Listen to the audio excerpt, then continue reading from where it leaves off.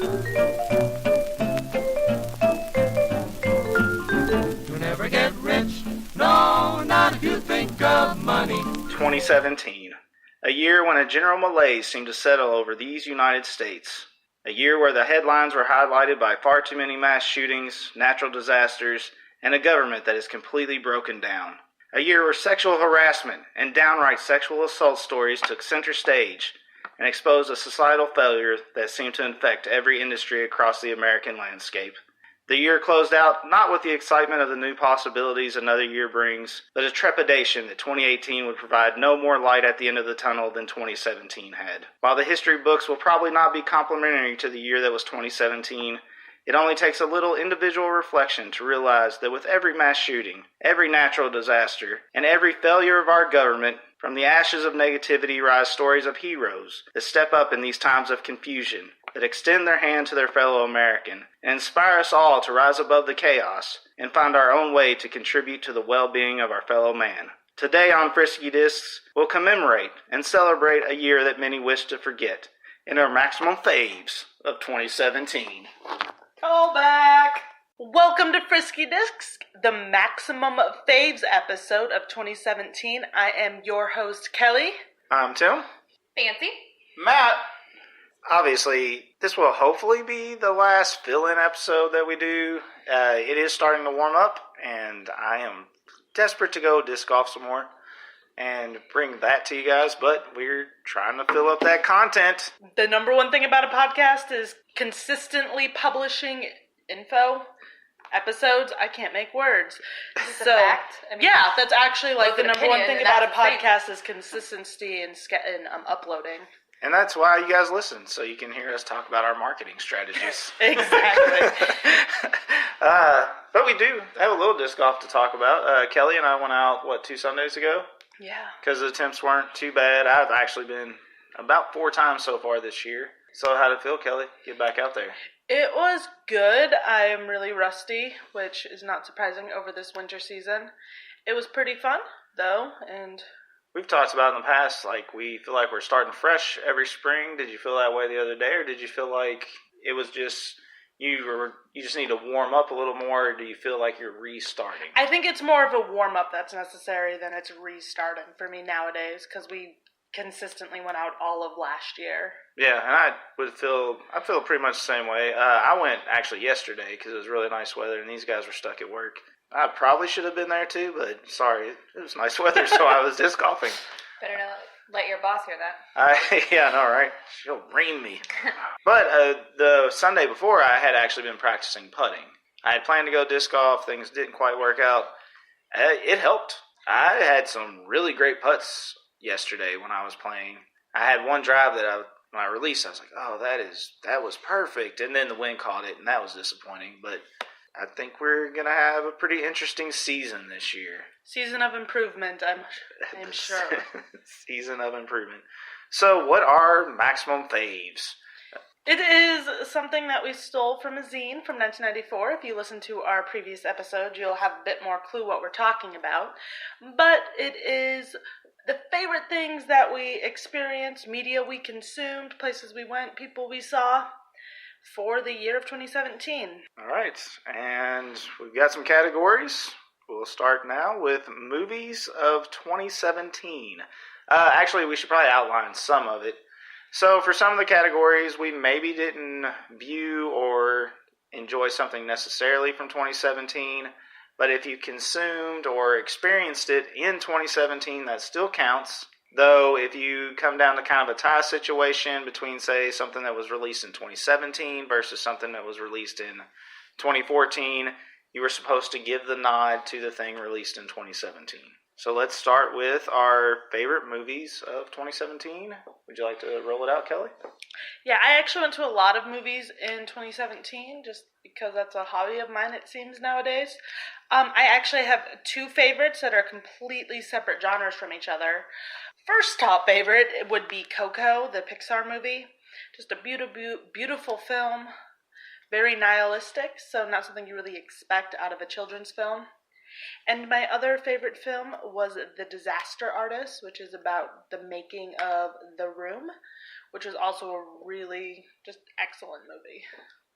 Has anybody seen those movies? I haven't, but I listened to How Did This Get Made, and I know those guys were on there, and apparently kind of fairly contributed to the movie even being made. The Disaster Artist? Yeah, they were one of the people that kind of early on said, man, this movie's terrible, but it's worth watching because it's so terrible. Yep, that is the, whole gist of that film. Well, that movie, the Disaster Artist movie, because we're talking about two movies. I also watched The Room in 2017, but since it's older than that, it's not in my Maximum Faves, nor is it should be. It is a garbage movie that you should enjoy with a lot of friends. And substances. Yeah. Who's next? Sorry, I got caught off track there. I would have to say 2017, I did also watch a lot of movies. Most of mine are sci-fi related because I watch a lot of sci-fi movies. As far as picking my favorite, I really enjoyed the movie Logan. Oh, right on. I heard good things about it. Was that in 2017? Yeah. Yeah, it was. I did not see that one. That is not necessarily part of the competition, Kelly. Yeah, I know, I was just curious. It could be not 2017. That was more of a curiosity because I didn't see So it. why did you like it more than the other films you saw? I feel like they did a good future Marvel movie. Like, they grasped the idea of what Logan should be in the end. Right, gotcha. Because in 2017, I read the origin one, and I thought that was just god-awful. Mm-hmm. Not the movie, the actual comic book, and it was terrible, and I was disappointed after purchasing it, honestly. But I'm not much of a Wolverine fan, so maybe it's not for me. And they did, well, I also enjoyed the introduction they gave to X-23 in the movie. Right. Fancy, you got anything for us, or you mean to go? Well, obviously, my favorite movie was The Passion of the Christ. It's about our Lord and Savior. It's her favorite every year. Every year. Until they make a sequel to The Passion of the Christ. It's going to be The Passion of the Christ. My choice, actually, I thought it was a 2016 movie, and when I looked it up, I was like, well, that's great that it's 2017. Guardians of the Galaxy 2. I know it sounds stupid, but I don't get into movies very often at all. Like, I'll see them, they're good, that's great, but I don't get, fanboyish about it. That movie I did. From the first 20 seconds into the movie, I was like, oh crap, I like this already. I usually, anytime I watch a movie, I'm doing something else while I watch the movie. Not this time. His work computer wallpaper may or may not be from Guardians of the Galaxy. Maybe, yeah. And I may or may not have gone back and almost bought every trade paperback related to Guardians of the Galaxy also. Yeah, Not really a fanboy. It was a real conversion, I guess. And my brother and I, it was a separate conversation, it had nothing to do with this podcast, but he had mentioned that he had finally seen it. He preferred number one. I actually got both for Christmas, and I understand why people prefer number one, but man, I don't know. That second one, Yondu's funeral. Oh, yeah, so good. Spoilers. Yeah, well, it's 2018. If you haven't seen it by now, you weren't that interested. That, Kurt Russell was pretty amazing in it as Ego. If you had told me 10 years ago I'd watch a movie where Ego was the main villain and it would actually be good, I would have laughed in your face. There's no way that character is just terrible. But for that movie, it really worked. Second category, Album of the Year. The photo album my mom created. No, actually, my album of the year would have to be Bleacher's Gone Now, which is a indie alt-rock band led by one of the guitarists from Thuns, Jack Antonoff. I'm sure I butchered his name, but that's okay because we have so many listeners that they won't even notice. I enjoyed the album. A lot of good songs. I don't know. How do you review an album? I don't know. Yeah. Do you think going to see them live fed into that at all? It definitely, the album came out a week or two before I saw them live. Right. So that definitely helped hype it up for me. Yeah. If you've listened to our previous episodes, Kelly has discussed that show, so. Yep. Anybody got an album? Shrill and John's greatest hits, always. Oh, classic Elton. Got anything, Matt, or you want me to go ahead? Go ahead. All right. Wait a minute. I hear Matt humming all day, every day. You're telling me that's not, there's not even any music that came out that you like? Not a particular album. I'm actually checking I really found a group, actually, that I enjoyed, and I don't know that they've released an album in 2017. I know they're releasing an album this year, and it's an a cappella group called Pentatonics. I know they did a Christmas album a while back, but... What makes you like this band? Okay, honest to God, I love a cappella music. I feel like it takes more work than auto-tuning. Oh, well, yeah, without a doubt. It is your secret goal to join an a cappella group. No. We can help you make that happen. I tried to talk him into starting up a Boys to Men tribute band, and nobody took me up on the offer, so... I almost took you up on the offer when you also said U2 with it. Yeah. I mean, Holiday 2016 is essentially 2017, so I think it counts. Somewhat, yeah, it kind of counts. But again, we kind of already made the rule that it would count no matter what year it was released. So that is why I have chosen Sir Sebastian Bach. Johann Sebastian Bach. No, not Johann Sebastian Bach. Sebastian Bach from Skid Row. Oh, all right. Yeah, no.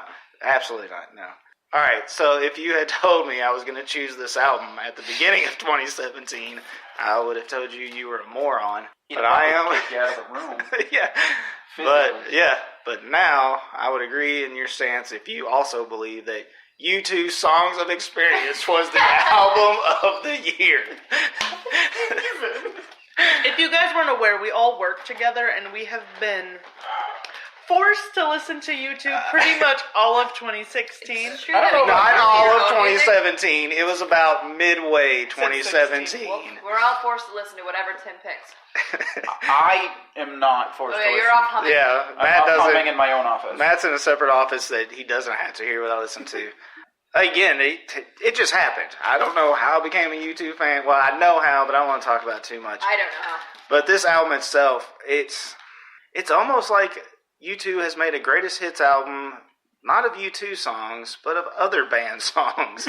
They run through different genres, and actually my only complaint is there's a little auto-tuning in a couple of the tracks, but that was from Kendrick Lamar. I don't know, if you like U2, you should love this album. If you don't like U2, well, then you're wrong.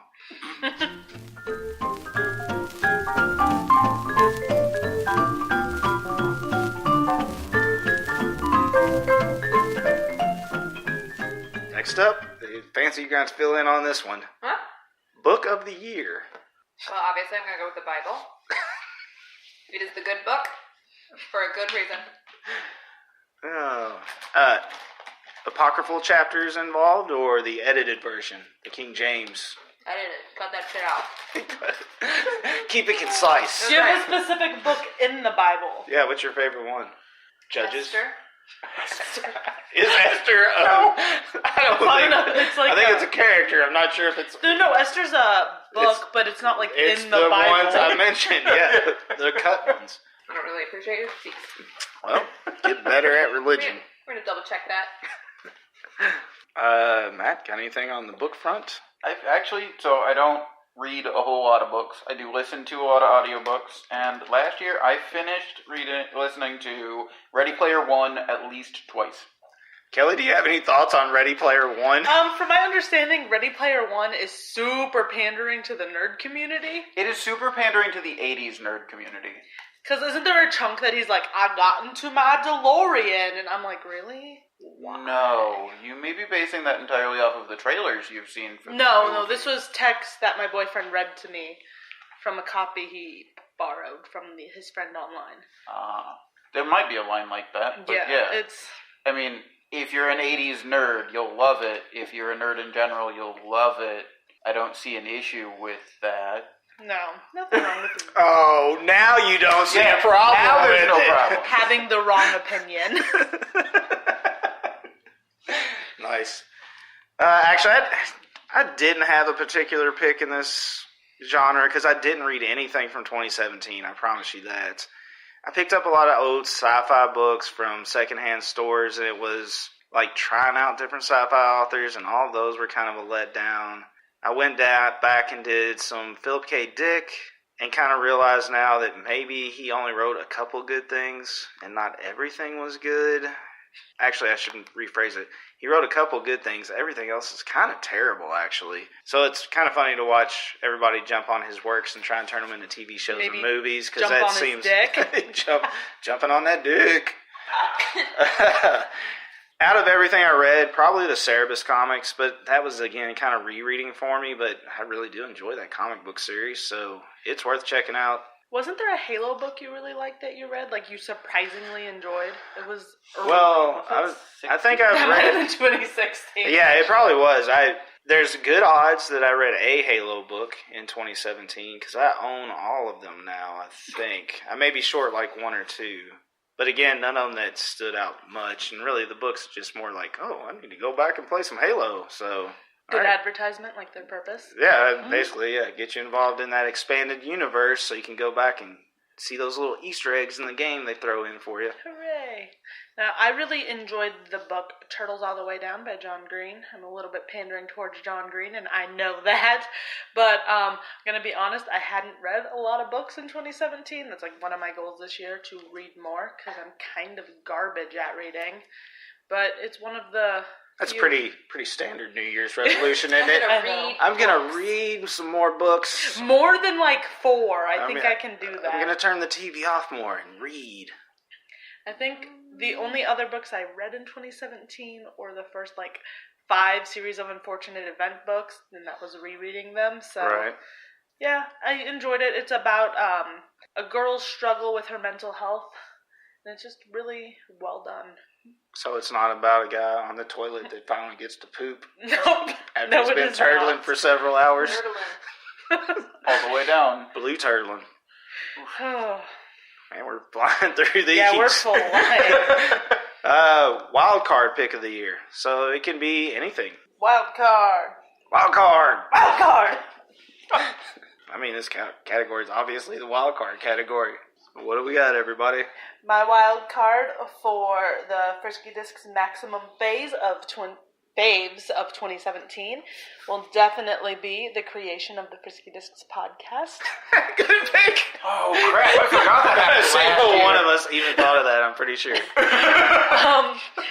It started, I don't know if we ever mentioned how this started, but it started of us thinking that we were hilarious when we sat at picnic tables while we were disc golfing, and it just kind of evolved, possibly devolved, into this lovely content you are listening to right now. We don't really know anything about disc golf. We're not very good, but who cares? We know how to throw discs somewhere near a basket after a while. And it forces us not to talk about work, which is actually a really nice Yeah, it's a positive for sure. thing to not have to do. There's times our disc golfing devolved into just pure negativity, so that's Those always aggressive throws good. didn't really help you. No, they didn't. Hate work. Yeah, exactly. Hit a tree again. You know that. That one almost tipped over. I chose the Iowa Wild. They ended 2017. I mean, if you don't know hockey, their seasons are split, so they'll do 27-18, 2016-2017. So last season ended with them really close to playoffs. Essentially at the trade deadline, a lot of prospects got taken away from us. There was no hope after that. And then they started strong at the beginning of this season, and it's looking good so far, but we'll just have to wait till next year's best of to find out if they actually made the playoffs or not. Well, my highlight of the year is buying a new home. My first home out of an apartment. It's a lot of pluses, but one of them is I no longer have my apartment management threatening to check my dog's poop DNA to find me. So that's good. That's good. No more poop police. No more children running in the hallways. That's it. No. In case you're interested in it, it's called Poop Prints, and it's a real thing. Going from apartment living to house living is a real... Oh, man, thank God, no more neighbors. It is weird. Yeah, it is. Going back to people apartment all living. around all the time? Yeah, Weird. it is. It honestly somewhat seems inhumane to pack people into such a small space together, and it's like you're asking for trouble, but what are you going to do?